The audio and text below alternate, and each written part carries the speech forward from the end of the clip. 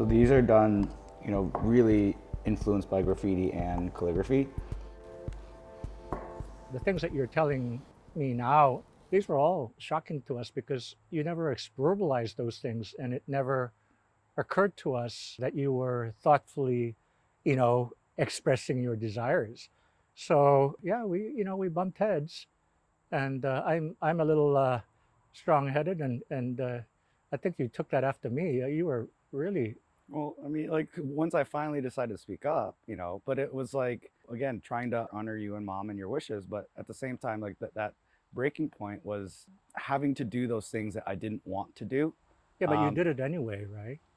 yes, Because why? because trying to make you happy, right? So just like, so I know I felt like it wasn't what I was supposed to do, and it's something I felt that I had to do.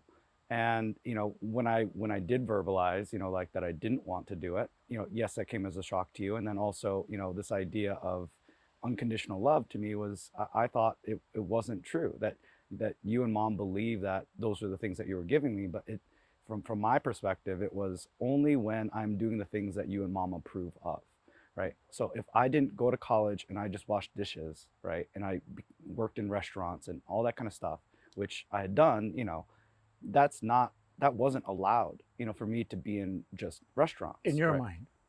Well, it's also something your mom has verbalized, and that you didn't like me being in restaurants, right? Well, it was more So like we wanted you to have a good life, as opposed to we don't want you to be in yeah. So restaurants. again, so I feel like all of this is very aligned with like a lot of other Asian, how Asian parents make their I don't kids think it's an become Asian thing, Mike. This is just a parent the thing with whole their doctor, children. lawyer, like making a kid study extra hard No, to be like this we great never thing. expected you to be a doctor or a lawyer. I Yeah. understand that, but it's all for me in the same kind of vein, where it's like, you know better. You know that if you become this, then you have a nice life, right? If you Well, get a college we degree, know that you then you could have a have nice life. more income, yeah, Well, based on experience. yeah, and you know that, but look at millennials. It's not true. Everything that you believe to be true about the way the world works, for millennials, it didn't pan out that way. Yeah, but College degree Michael, didn't equate into a great job and I great know, but life. you So are kind of applying 15 years of additional information and experience in the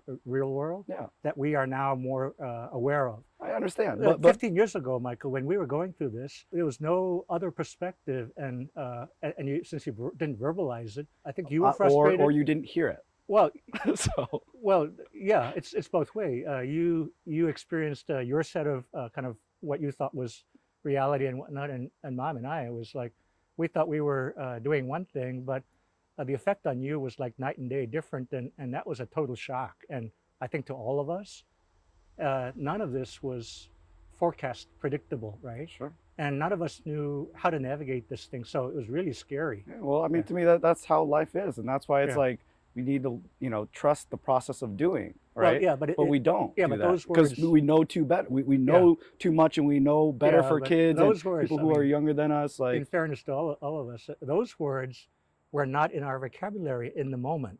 In the moment, we just didn't, it was pitch dark. I think, what we realized is that we don't know each other. We don't really know each other, although we feel loving towards each other and all that kind of stuff.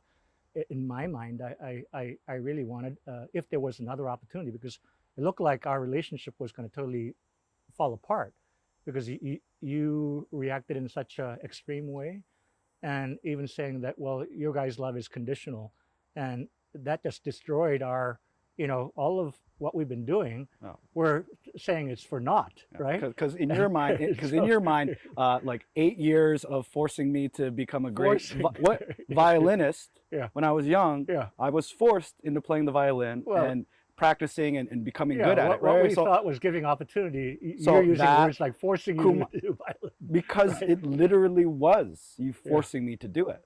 So yeah, that's exactly what it was. And yeah. you think it's good. You think that the Kuman and all the other things that you're doing to help me get ahead Yeah. and become a better person, that you're doing all those things because And you the think hard they're part was good. for us was that between you and Laura, you guys were night and day opposites. Laura took it one way, and you took it an entirely I different way. hated it. That was totally unforecasted, unpredictable for us. Except And for so when I who told knew? you I hated it. Both you and Laura, I mean, you guys came from mom and me, and you're like night and day. You know, how are we supposed to understand By how you listening. would- So that's Yeah. the whole problem again, is like the not listening, right? So you believe a certain set of things, and regardless of what I say, then you would believe Yeah. the thing that's in So your head. looking back, So- you know, 20 years later, now we understand that same things impact, you know, even two kids in the same family very differently, and what your experience is totally different than what Laura's experiencing.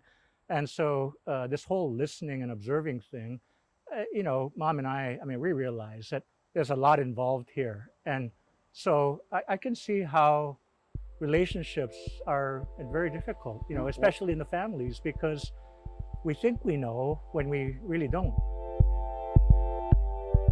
You can find more at onedetroitpbs.org or subscribe to our social media channels and sign up for our One Detroit newsletter.